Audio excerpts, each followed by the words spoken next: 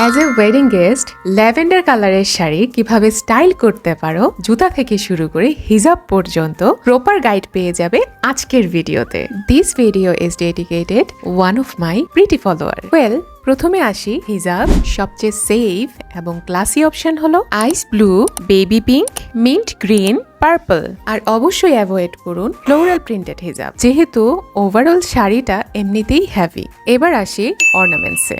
Instead of gold or traditional jewellery you can go with diamond cut, rose gold or pearl jewellery, যা আপনাকে overdo না দেখিয়ে soft এবং vibrant look provide করবে। জুয়েলারির colour হতে পারে white, ice blue, purple, butter yellow or pink.